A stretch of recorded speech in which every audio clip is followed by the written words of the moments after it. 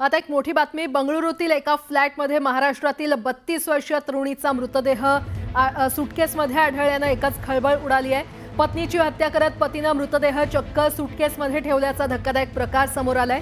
या प्रकरणी आरोपी पती राजेंद्र खेडकरला बंगळुरू पोलिसांनी अटक केली आहे। गौरी खेडकर असं या मृत महिलेचं नाव आहे। राजेश आणि गौरी हे दोघेही मूळचे महाराष्ट्राचे आहेत। काही दिवसांपूर्वीच हे दाम्पत्य बंगळुरूमध्ये गेले होते आणि बंगळुरूमध्ये या महाराष्ट्रातील तरुणीची हत्या झाली असल्याचं समोर येते।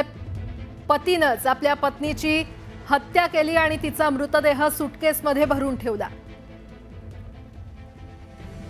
आणि या संदर्भात अधिक माहिती देत आहेत आमचे प्रतिनिधी अभिजित पोते आपल्यासोबत जोडले गेलेले आहेत। अभिजित, काय अपडेट?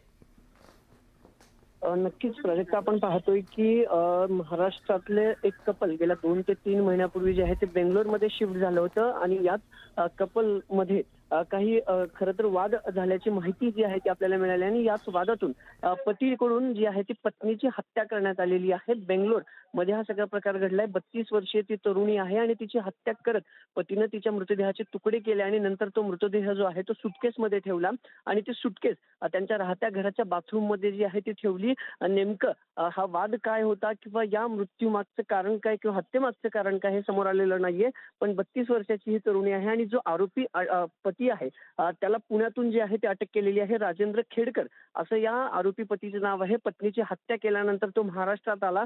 महाराष्ट्रातल्या पुणे शहरात तो आल्यानंतर खरं तर त्याने आई वडिलांना देखील फोन केल्याची माहिती मिळते आणि त्यानंतर त्यानं स्वतः सांगितलं की मी माझ्या पत्नीची हत्या करून पुण्यात आलेलो आहे आणि त्याच बेसिसवर बेंगलोर पोलिसांनी जे आहे ते त्याला पुण्यातून अटक केलेली आहे आणि बेंगलोरला आता थोड्या वेळात त्याला घेऊन जे आहे ते खरं तर बेंगलोर पोलीस पोहोचतील। गौरी खेडकर जी होती, जी तिची वाईफ आहे, ती हाऊसवाईफ आहे। त्याची पत्नी हाऊसवाईफ होती। 2 महिन्यापूर्वी हे बेंगलोरला शिफ्ट झाल्यानंतर राजेंद्र हा एका पर्सनल प्रायव्हेट कंपनीमध्ये जॉब करत होता आणि गौरी देखील तिथं काही जॉबच्या खरं तर शोधात होती, पण ती सध्या तरी हाऊसवाईफ होती आणि हा सगळा प्रकार घरमालकाच्या लक्षात आला आणि त्याने कंट्रोल रूमला कॉल केलं। मग त्या कंट्रोल रूमचे खरं तर पोलीस घटनास्थळी दाखल झाले। सुरुवातीला पोलिसांना ही आत्महत्या असल्याचं वाटलं, पण जी दृश्य या सगळ्या बाथरूम मध्ये दिसली, कारण पत्नीची हत्या केली, तिचे बारीक बारीक तुकडे केले आणि त्यानंतर सुटकेसमध्ये भरलं। त्यानंतर फॉरेन्सिक टीम आल्यानंतर ही प्युअर हत्या असल्याची जी आहे ती माहिती समोर आली आणि त्यानंतर हा सगळा प्रकार उघडकीस आल्यानंतर आता त्या पतीचा शोध अभिजित, या संदर्भात अपडेट घेत राहू। तुर्तास धन्यवाद या सविस्तर माहितीसाठी। तर पतीनेच या पत्नीची हत्या केल्याची घटना बंगळुरूमध्ये घडलेली आहे। महाराष्ट्रातलं हे दाम्पत्य होतं।